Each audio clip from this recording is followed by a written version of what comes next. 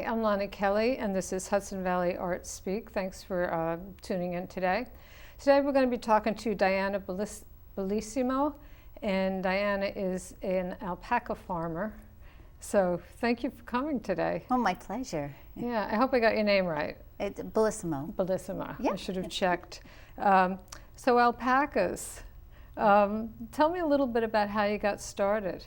Well, we had horses originally, and so we decided to buy a farm so that they'd be in our backyard instead of at somebody else's house. And I wanted to do something with the property.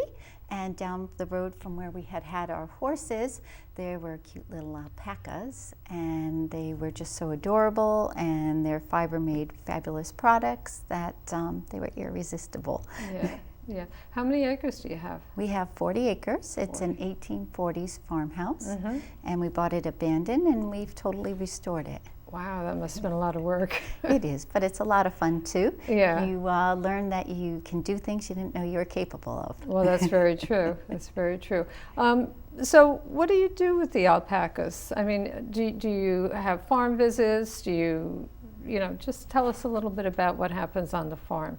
It's a really fun place. We do things a little differently. We have farm tours available, and you get to meet all the animals. You also get to feed all the alpacas, and there's an opportunity to take pictures with the alpacas. You get to meet the ducks and chickens and geese, and turkey as well, and our miniature pig makes a grand entrance, and everybody gets to see him. And they run about an hour long, and they're for all ages, and people have a ball. Yeah. Tell me about the alpaca walks. We have group trekking on the weekends. We also have where couples can do an alpaca walk, and it's an hour long. And at that time, each individual gets their own alpaca to walk. And we have made beautiful paths through the woods around our property and through the fields. And they really bond. The alpacas learn pictures, so especially my girl Daisy loves to take selfies with people. And they just go for a nice slow walk through the woods, get to see different parts of the farm, get to see different angles of the animals on the farm, and they really bond with that particular alpaca they're with. And I can always tell who had a certain alpaca as their buddy, because when their picture comes up, that person's tagging them on Facebook or Instagram. And they form great relationships with them. Yeah. The alpacas must have a pleasant disposition, like mild disposition. They're really sweet, but each one has its own unique personality. They have best friends, and they have ones that they don't want to hang out with. But they naturally, are very sweet animals, and I spend so much time with each and every one of them. Yeah. And I get to know them, and I know, like, if we're on a walk or around the farm, if something's bothering them, sometimes it's just a fly or something. Yeah. And so I know that, and they love, like, being alpaca buddies. They usually are, like, running up to the fence because they want to be the one chosen to go for the walk. Just like kids. They're very much I describe them kind of like 3-year-olds. Like, if they get mad at one of the other alpacas, like, it's personal, and that their lip hangs down literally. Oh, really? It's so cute. Yeah. So when you were starting off, where did you get them? Most of mine were born in New York. My original ones came from Crooked Creek alpacas, my first two. And they were right down the road, like I said, from where I had my horses. And then I've gone through other farms throughout New York and Vermont and gotten them. And now you said you have 25, and that's your max. That's my max right now. That's that's a lot of hugs to give out every day. Yeah. And if I get bigger, then they don't get the attention that I want to give them. Yeah, yeah. And so you also shear them, and what happens with the wool? What do you do? We have a professional shearer come in, and usually it takes about 3 minutes an alpaca. He's really good at what he does. Fast. So, and they get their nails done. I'm like, I go to a nail salon, it takes a lot longer than that. So they get the hair done and nails done in like 3 minutes. And we sort it. The blanket is the middle, and then you have seconds, which is the neck, and any shorter pieces. And then usually the thirds are the legs. And so they get separated and bagged right as it's being done. And then you take the blanket and you skirt it, which means you're cleaning it, getting rid of any hay or other debris in it. And then I either send it back to my shearer who has a spinnery and make the yarn for stuff like the baby products, or I send it to the fiber pool and then each one washes it and then they spin it into yarn and then it's made into products like these. So the blanket is the prime Yeah, wool? that's the prime. That's where you're going to get stuff like your shawls and your mittens from. Okay. And what is a pool? What is the pool? So it's a whole bunch of alpaca farms in New England and other areas that all bring their fiber to the company, and they mix all the fiber together, and then they make all the products from it. Okay. Okay. I noticed some of them look like they're hand knit or hand crocheted, and some look like they're machine knit. Is that correct? Yes, there's a combo. So the baby hat like this is our yarn exclusively, and I have women who knit and crochet exclusively for me. Yeah. And the same with the hat. And then some of the things from the fiber pool, like the mittens, and then the socks are machine made. Okay. Okay. And the hat looks like it's felted. Is that? Yeah. Yeah. Yeah, I saw in one of the pictures that you sent a pink coat that looks like a felted coat. It looks so gorgeous. That one happens to be wool. It was the hat. Yeah. Yeah. It is a nice coat, but it happens to be a wool coat. But there are plenty of beautiful wool coats as well. So tell me the difference between wool, sheep wool, and alpaca wool. A big difference is that the alpaca is hypoallergenic and it's not scratchy the way wool can be, and that's because wool has lanolin and alpaca does not. Alpaca is also lighter and warmer than wool. And it's very long lasting. I've had customers that originally purchased sweaters from Peru, and 40 years later they're telling me that it still looks fabulous. Really? So it's highly sustainable, and it's long lasting, and it feels and looks amazing. Yeah, and it looks like you can make very thin yarn, or say make a worsted weight, so it can come in different weights if a person wanted to knit themselves. Yep, everything from superfine yarn to sport weight, DK weight, and worsted weight I have in the store. Yeah. And I also have bulk yarn in the store where they mixed it with some wool. Right, right. And if somebody was, what about like if somebody was a weaver or wanted to spin their own?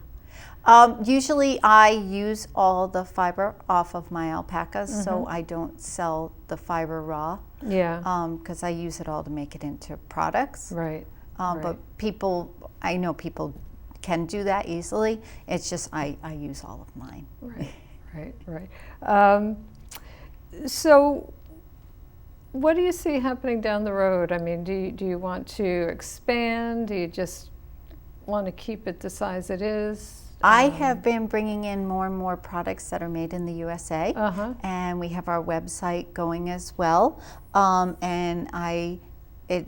Products made in the United States are really important to me, and especially locally made products. So I'm looking to expand that line so people have more and more choices. And we also have a lot of fun events coming up. We have National Alpaca Days, and that's September 28th and 29th.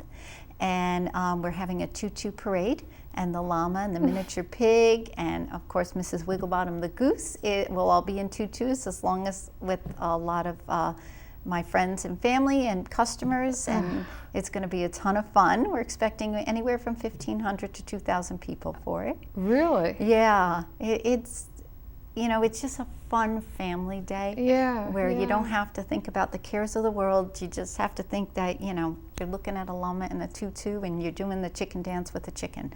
I mean, it's a ton of fun. And we also have holiday photos from Thanksgiving to Christmas, and that's a free event as well, and that's Sunday afternoons from 1 to 3, and I do a really pretty, this year it's going to be snowy tree background, and the alpacas pose with people, and last year we did it 2 days. We had 200 people and 500 people, and we're expanding it to 4 days this year. Wow, I am so impressed that you get those kind of numbers.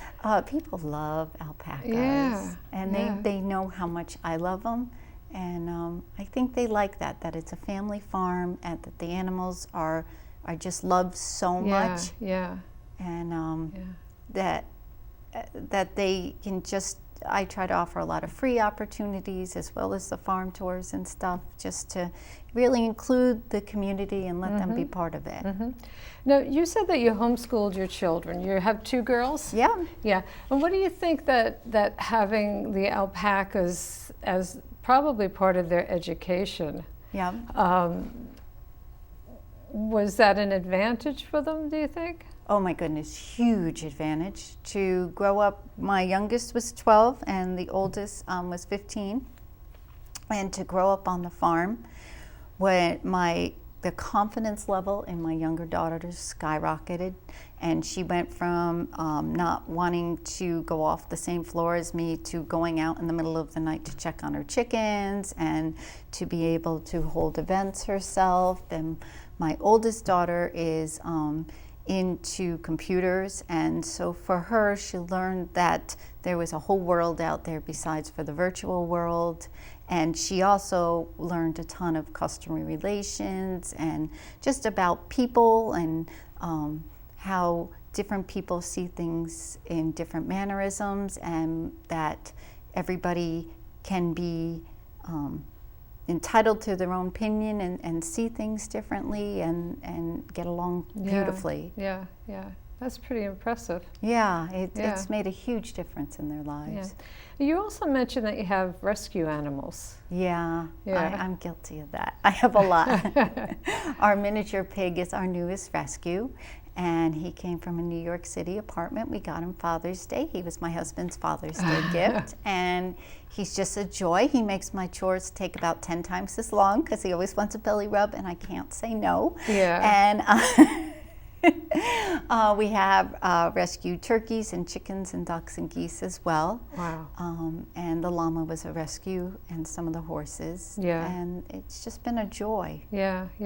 So do the llamas live outside, or do they come inside at night? Or how does that work? No, we have run-in sheds for all the animals. Uh-huh. And the miniature pig is the only one that gets brought inside his stall at night because he's so tiny. He's only 26 pounds. Really? But all the rest of them have their run-in sheds, and this time of year they have fans going so that it keeps the bugs off them and they stay cooler. They have really big fans, and they like to be sprayed down with a hose during the day as well. Sounds like they are very treated very well. They are.